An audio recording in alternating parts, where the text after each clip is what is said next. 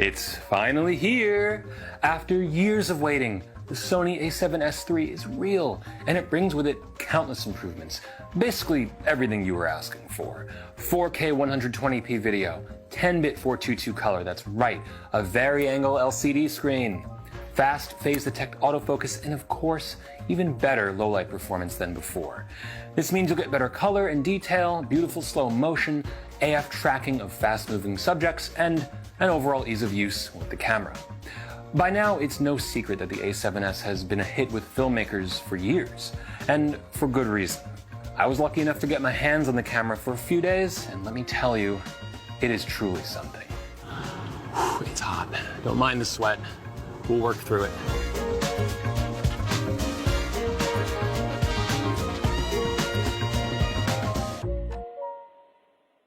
Everything in the A7S III is redesigned, but it's still based on the idea of using a relatively low-resolution 12.1 megapixel full-frame sensor to provide insane light sensitivity.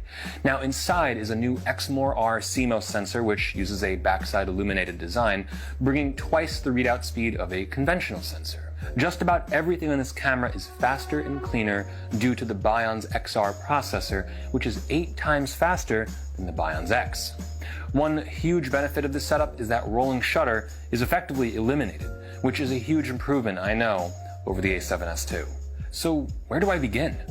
Overall image quality on the A7S III is stunning. On the still side of things, images are super clean and sharp. Colors look vibrant but natural, and you honestly don't have to work hard to get a great image out of this camera. The sensor can reach deep into the dark, capturing natural and ambient lighting that you simply can't with other cameras.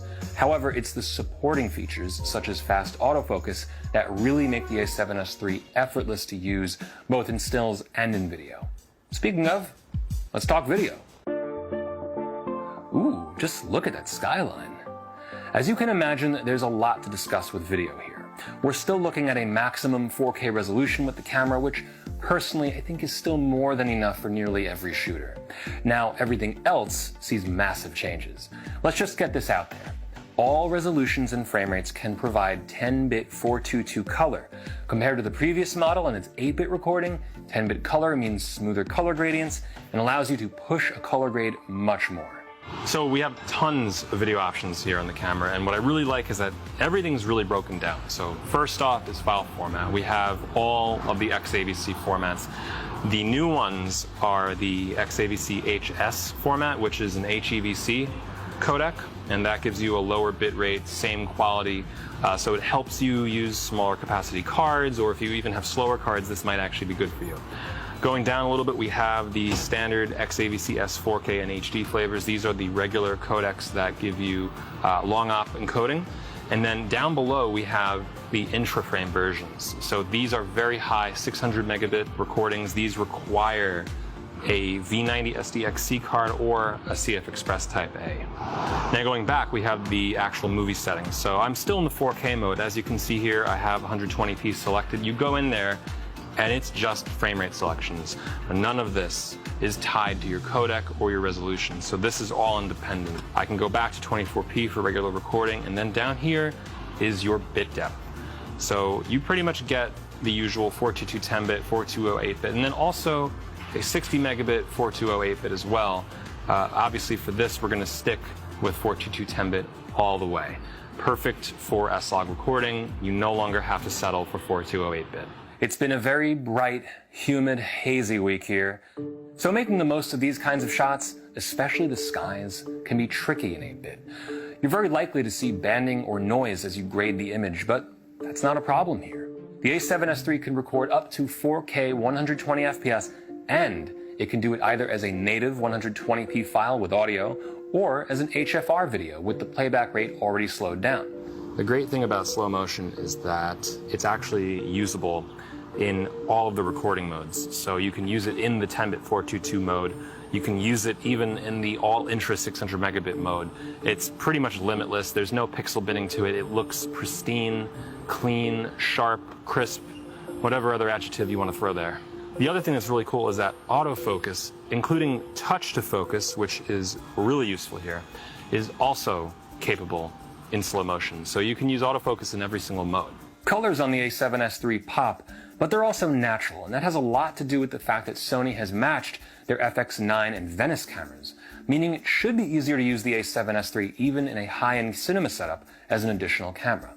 If you want, though, there are also 10 new creative looks for those looking to stylize their footage without a colorist. Oh man, it's hot. But not as hot as this camera. And I don't just mean physically. I mean feature-wise, of course. Hybrid Law Gamma has actually been on a few of Sony's cameras recently, but this is the first time that it's on the A7S series. And naturally, that means that you can shoot in 10-bit 422. So you're going to get a very gradable HDR image straight out of camera. You actually don't need to grade it. That's why it's HLG. But you know what? It's nice to have, and we're getting a nice, beautiful, wide shot of the Manhattan Bridge right now. Now, here's the big one. 16-bit RAW external recording up to 60p. That's right. Using the full-size HDMI port, the A7S III can send out a 16-bit RAW signal, and even better, still record to dual card slots internally, giving you incredible redundancy options. Now, unfortunately, no recorder right now can record the signal in 16-bit, so we weren't able to test it out, but the option is there in the menus, out of the box. Oh, and there's no recording limits whatsoever. It certainly feels hot, but good thing it's got a new cooling system, so I don't think it's going to overheat. Only one way to find out. The new passive heat management system will even permit long recordings of at least an hour in 4K 60p. Now, Sony says that there's 15 plus stops in the video mode, so you know, right now we're in pretty harsh sunlight. Once we bring it in post, we see how those highlights are handled.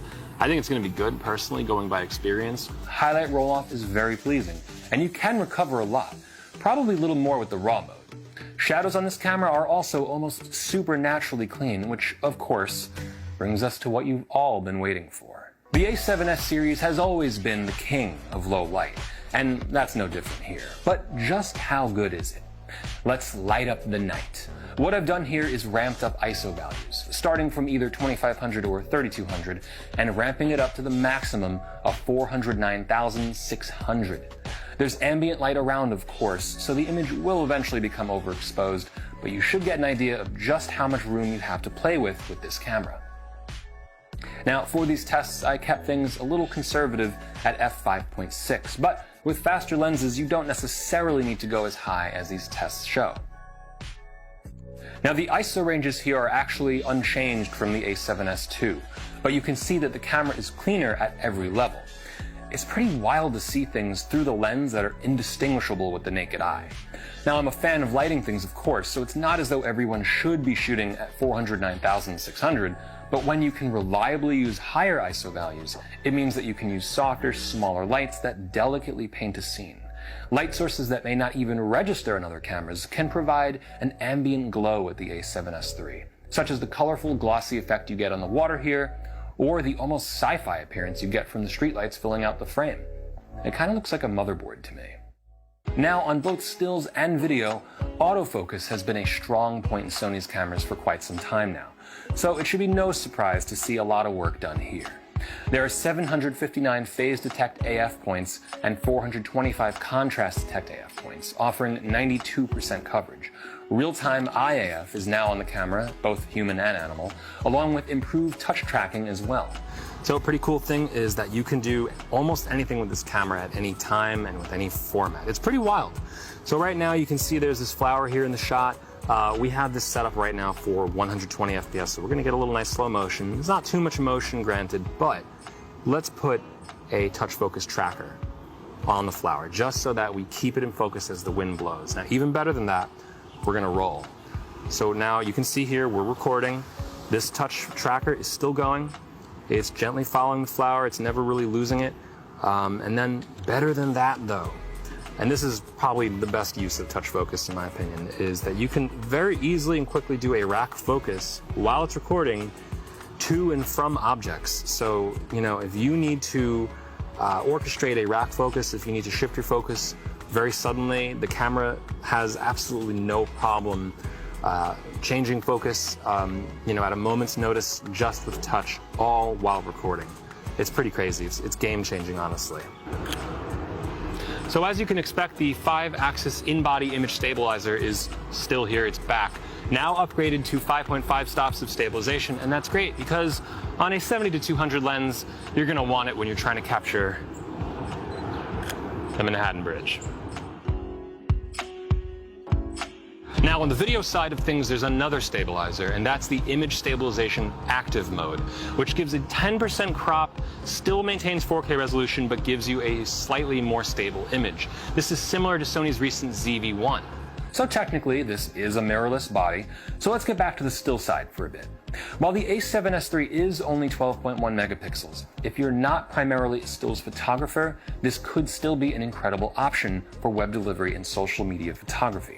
Most of my photos, for instance, are only published online, so I'm not too concerned about resolution. But I am concerned about focus, sharpness, and of course color. You can get some stellar shots here, and for someone whose main focus is video, this is perfect for me. Don't forget that this is essentially a low light camera first, so even though it's only 12.1 megapixels, you might be able to get dark shots with this camera that you can't with anything else. The camera has a HEIF recording option. You can switch it very easily right here. You can see the top of the image quality menu. There's a JPEG and HEIF switch. By default, I have it in JPEG, but there is a HEIF 420 and even 422 option, and that's because HEIF is literally an HEVC derived still frame.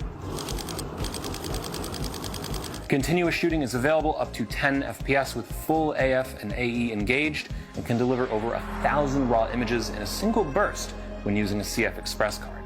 The menus of the A7S III have been completely redesigned and now follow a horizontal hierarchy.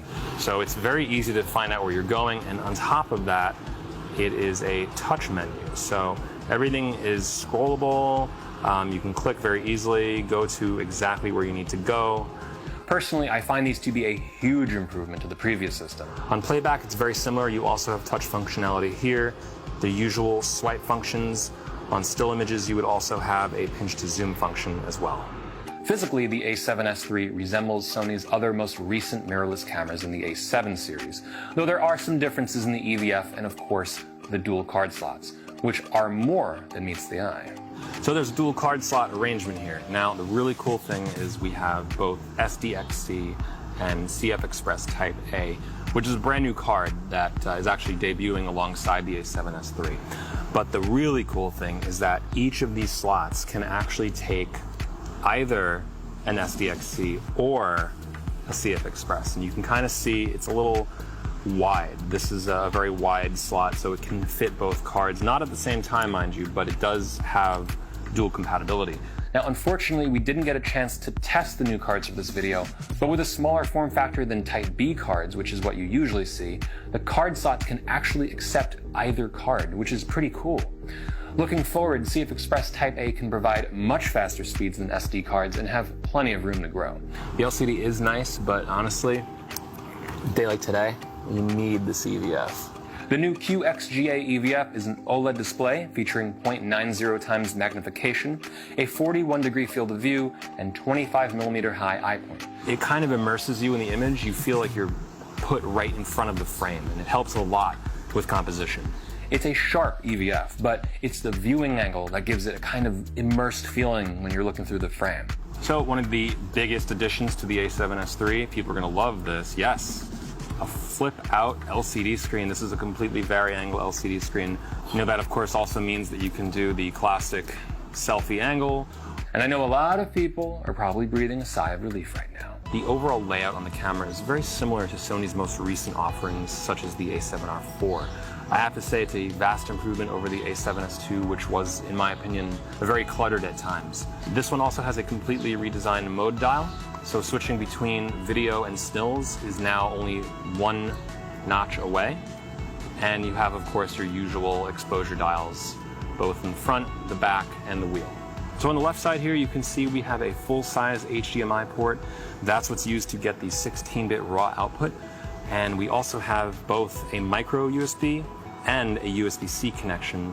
The USB-C connection, by the way, supports both power delivery and connection to a LAN adapter. The camera supports 2.4 and 5 GHz Wi-Fi connections internally, and PC remote shooting via Wi-Fi or wired connections. Now, while we did touch upon the dual card slots earlier, we didn't have a CF Express Type A card to test. With that said, Sony has also announced the first Type A cards launching with the A7S III. The new CEA G series will bring 80 and 160 gigabyte capacities, offering 800 megabyte a second read speeds and 700 megabyte a second write speeds, necessary of course for the faster raw burst modes and 4K intra-frame video. Naturally, there's a new reader as well, the MRW G2. The A7S III packs a lot into a smaller, lighter package than other cameras in its class, coming in at only 614 grams. Sony's XLR adapter, the XLR K3M, will now support 4-channel 24-bit recording directly through the A7S III's multi-interface shoe. So, are you excited? The A7S III is a powerhouse of a camera, not only bringing back unparalleled low-light performance, but also adding in recording features and processing advancements that result in some of the cleanest, sharpest images available. Quite frankly, I'm floored with what this camera can do, and between the extreme sensitivity and the super fast autofocusing, shooting feels effortless. That's it for the Sony A7S III. I'm Doug with B&H, and I'll see you next time.